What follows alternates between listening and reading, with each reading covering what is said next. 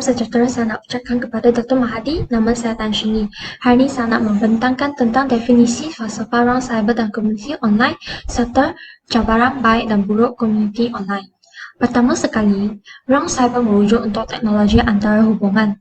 Istilah ini memasuki budaya popular dari seni dan cerita sains, tapi kini digunakan oleh teknologi strategi, keselamatan profesional, pendidikan, ketenteraan, pentadbiran industri, dan usahawan untuk menggambarkan domain global teknologi persekitaran. Istilah ruang cyber pertama kali muncul dalam seni visual pada tahun 1906. Perkataan ini menjadi popular pada tahun 1999 ketika menggunakan internet, komunikasi digital dan rangkaian semua berkembang secara mendadak. Istilah ruang cyber mampu untuk mewakili berbagai idea-idea baru dan fenomena yang baru muncul. Sebagai pengalaman sosial, individu mampu berinteraksi, bertukar idea, berkongsi maklumat, memberi sokongan sosial, membuat seni media, menjalankan perniagaan dan sebagainya menggunakan jaringan global ini. Justru, komuniti online merupakan organisasi membentuk kumpulan online yang bertindak sebagai suara kepada market. Ahli-ahli akan saling berkongsi, berhubung, mengemukakan pandangan-pandangan pengetahuan dan kehidupan masing-masing di sosial media ataupun laman web. Nama saya Awiyan. Nombor metrik saya ialah B0520200015. Hari ini, saya ingin membentangkan tentang teori dan falsafah ruang cyber. Yang pertama ialah, menurut Kamus Dewan edisi keempat, maksud cyber merupakan sesuatu yang berkaitan dengan komputer dan internet. Manakala ruang cyber merujuk untuk teknologi antara hubungan. Istilah ini memasukkan budaya popular dari cerita sains dan seni. Namun begitu, istilah ini kini telah digunakan oleh teknologi strategi, keselamatan profesional, kerajaan, ketenteraan, dan pemimpin industri dan usahawan untuk menggambarkan domain global teknologi persekitaran. Perkataan ini telah popular pada tahun 1990-an ketika penggunaan internet, rangkaian, dan komunikasi digital semua berkembang secara mendadak. Istilah induk ruang cyber adalah cybernetic, berasal dari bahasa Yunani kuno iaitu ini, pemandu, gubernur, juruterbang atau kemudi. Mereka kadangkala disebut sebagai cybernauts. Menurut Chip Morningstar dan S. Randall Petani, dunia maya adalah jelas lebih oleh social interaksi terlibat, bukannya pelaksanaan teknikal. Terakhir sekali, istilah ruang cyber pertama kali muncul dalam seni visual pada tahun 1960-an. Seterusnya, siapa komuniti online? Maksud komuniti adalah merujuk kepada sekumpulan orang yang tinggal di sesuatu daerah dalam wilayah atau negara, masyarakat, orang ramai. Selain itu, komuniti juga bermaksud sekumpulan atau sekelompok individu yang mempunyai ciri-ciri yang serupa. Komuniti adalah satu bentuk yang dinamik dan sering berubah dan berkembang secara evolusi daripada bentuk komuniti primitif hinggalah kepada bentuk komuniti maya. Perubahan bentuk komuniti ini adalah kesan langsung disebabkan oleh perkembangan teknologi dan internet serta proses perbandaran yang berlaku. Antara tokoh yang banyak bercakap berkaitan dengan komuniti ini adalah Emil Durkheim, Ferdinand Tönnies, dan Robert Redfield serta beberapa orang tokoh lain. Konsep yang terkesan dalam mengukur komuniti adalah konsep yang dibawa oleh Ferdinand Tönnies, yaitu konsep Gemeinschaft dan Gesellschaft. Salah seorang tokoh yang penting apabila bercakap tentang komuniti adalah David Emil Durkheim. Kemudiannya Ferdinand Tönnies yang mengembangkan konsep komuniti yaitu konsep Gemeinschaft dan Gesellschaft dalam karya beliau Community and Society. Antara tokoh lain yang penting membincangkan tentang komuniti adalah Robert Redfield yang telah memperkenalkan konsep folk society dan folk culture. Terusnya, mengapa komuniti online? Komuniti online telah memainkan peranan yang amat signifikan dalam memudahkan golongan manusia berhubung antara satu sama lain, walaupun jarak antara mereka jauh. Ia juga satu platform yang sangat berguna untuk golongan manusia berkongsi maklumat dan bertukar pendapat. Salah satu contoh komuniti online merupakan komuniti pembelajaran. Pada masa kini yang pandemik COVID-19 mengamuk di negara kita sehinggalah seluruh dunia, komuniti pembelajaran online telah menjadi pilihan terbaik dan paling sesuai untuk semua pelajar. Mengapakah komuniti pembelajaran online bagus? Yang pertama, kerana masa dan tempat yang fleksibel. Oleh sebab, pelajar tidak perlu bergerak ke mana-mana pusat dan mengikuti sebarang jadual kemasukan atau keluar, pembelajaran menjadi lebih mudah bagi orang yang menggunakannya. Ini memungkinkan untuk belajar secara autonomi, mengikuti irama masing-masing dan pada masa-masa yang paling sesuai dengan pelajar, dengan menggabungkannya dengan kehidupan peribadi dan profesional dari tempat yang pelajar mahukan. Yang keduanya, menjimatkan kos. Pelajar juga dapat menjimatkan wang dengan jenis pembelajaran ini. Dengan adanya latihan online, pelajar tidak perlu bergerak dari rumah kita untuk pergi ke pusat pengajian ataupun membeli buku rujukan. Oleh itu, pelajar boleh menjimatkan wang. Selamat sejahtera saya ucapkan kepada Dr. Mahadi. Nama saya Ngo Sheng Han. Hari ini, saya ingin berbincang tentang hubungan komuniti online. Saya akan memulakan presentation saya dengan definisi. Komuniti online, juga disebut komuniti internet atau komuniti web, adalah komuniti yang anggotanya berinteraksi antara satu sama lain, terutamanya melalui internet. Anggota masyarakat biasanya mempunyai keinginan yang sama. Mereka yang ingin menjadi sebahagian daripada komuniti online biasanya harus menjadi ahli melalui laman web tertentu dan dengan itu memperoleh akses ke kandungan atau pautan tertentu. Komuniti online boleh bertindak sebagai sistem maklumat di mana ahli boleh menghantar dan memberi komen mengenai perbincangan. Biasanya, orang berkomunikasi melalui laman rangkaian sosial, ruang sembang, forum, senarai email dan papan perbincangan. Tajuk yang seterusnya ialah kategori komuniti online. Dalam dunia realiti, kita akan sentiasa bergaul dengan rakan yang mempunyai keinginan yang sama. Dalam komuniti online, kita juga akan memilih kategori yang kita suka supaya dapat bergaul dengan seronok. Kandungan merupakan kategori yang pertama. Kandungan merangkumi artikel, maklumat dan berita mengenai topik yang menarik bagi sekumpulan orang. Kategori yang kedua ialah forum atau kumpulan berita dan email supaya ahli komuniti dapat berkomunikasi secara tertunda. Kategori yang ketiga ialah berbual dan pesanan segera supaya ahli komuniti dapat berkomunikasi dengan lebih segera. Seterusnya, saya akan berbincang tentang media yang dapat menghubungkan komuniti online. Media merupakan salah satu benda yang paling penting bagi komuniti online kerana media dapat memudahkan komuniti online untuk berkomunikasi. Sekarang, terdapat berbagai jenis media dengan cara yang berbeza untuk menghubungkan komuniti online. Media yang pertama ialah blogging. Blogging melibatkan laman web atau laman web yang dikemas ini dalam susunan kronologi terbalik mengenai topik atau kehidupan seseorang.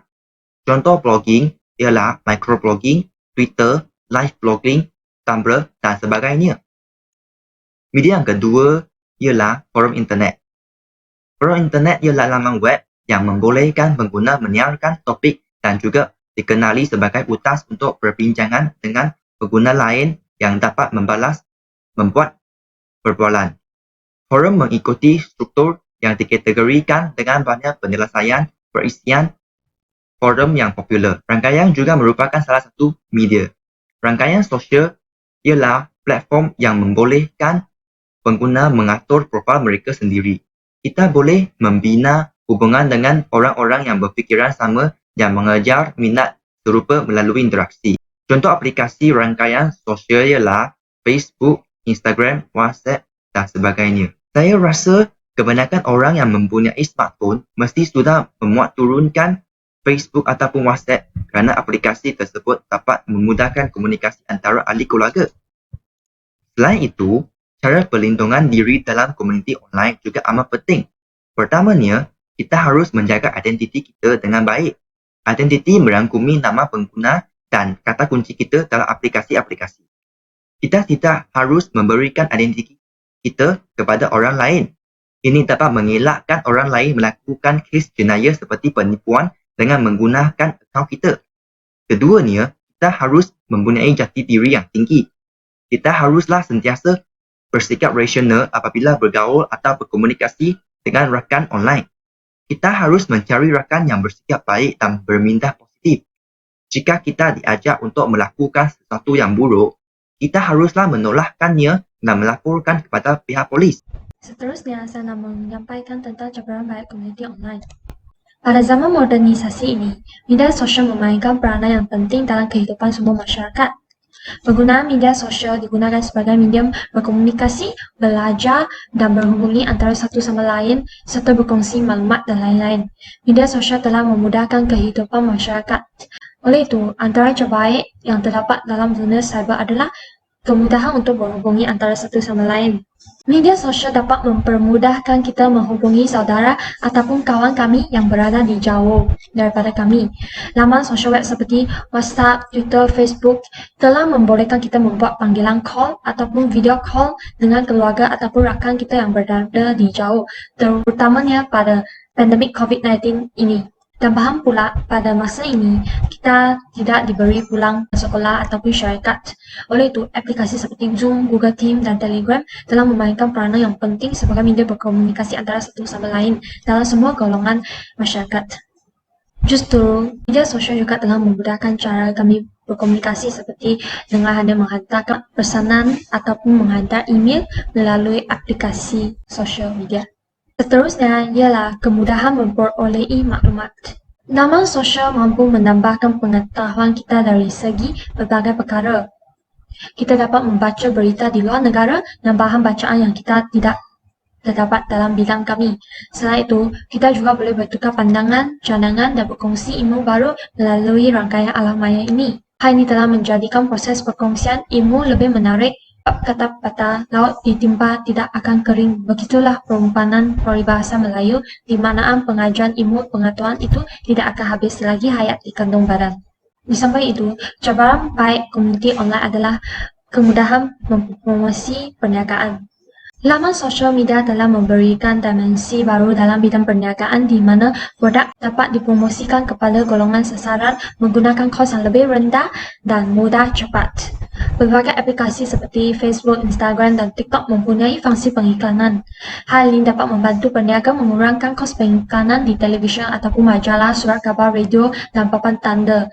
Terutamanya pada masa kini kita menghadapi dengan pandemik COVID-19, ramai pengusaha tidak dapat berniaga secara bersemuka.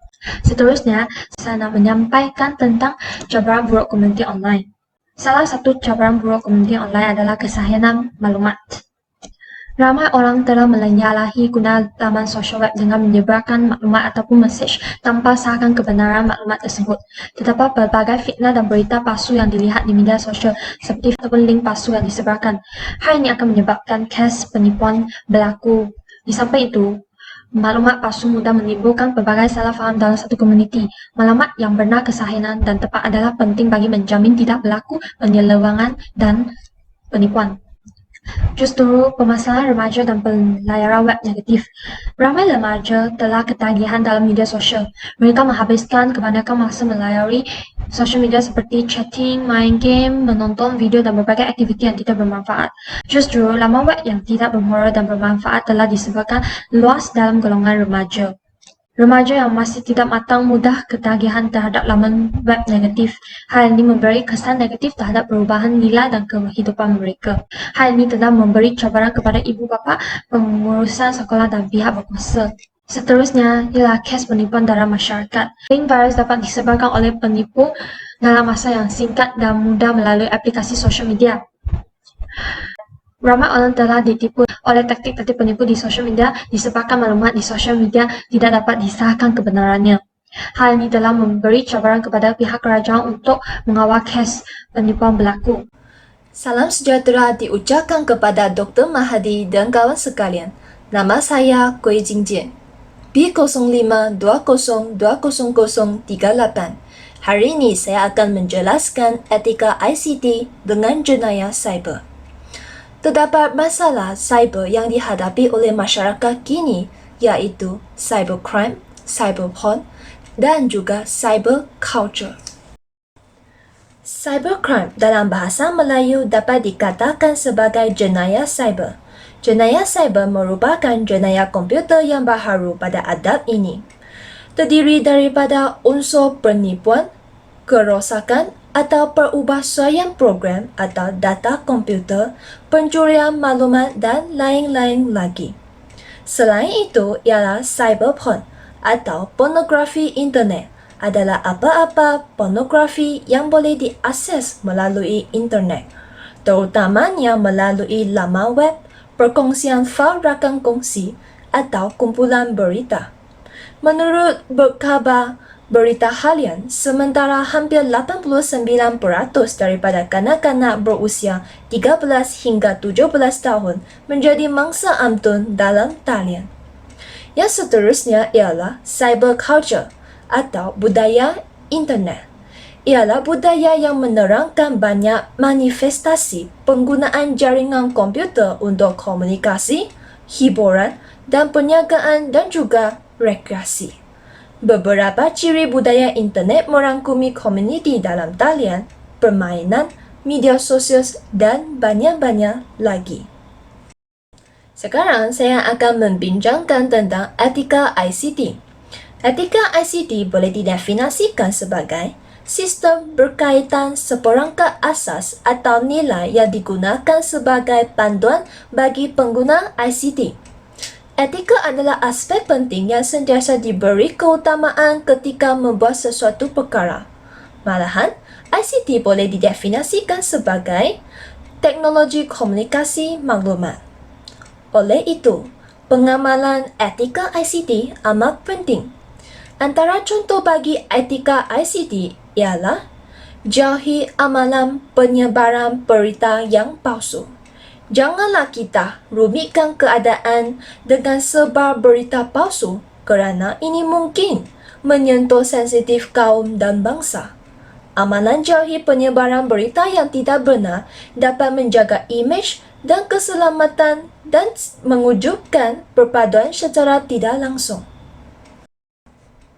Contoh etika ICT yang kedua ialah tidak mendedahkan maklumat sendiri.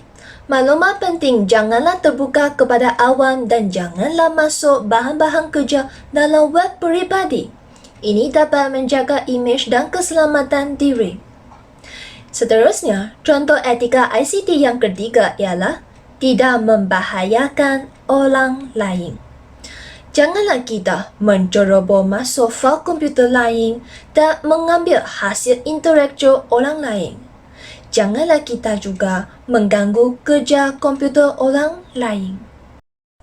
Terdapat banyak kesan positif sekiranya kita orang semua mengamalkan etika ICT. Kesan positif yang terutamanya ialah keselamatan diri terjamin. Hal ini demikian kerana gambar kita mungkin akan disalahgunakan sekiranya kita terbuka kepada awam dan juga terjebak dalam kes penipuan. Namun, sekiranya maklumat atau gambar kita disalahgunakan, kita orang masih boleh meminta bantuan daripada pihak berkuasa untuk membanteras masalah ini. Inilah penjelasan daripada saya tentang etika ICT dengan masalah cyber. Sekian. Kesimpulannya, ruang cyber adalah salah satu perkara terbaik yang pernah diciptakan oleh manusia. Ini adalah alat terbaik untuk belajar dan berkomunikasi hanya dengan satu klik ketik. Itulah sahaja daripada Sekian, terima kasih.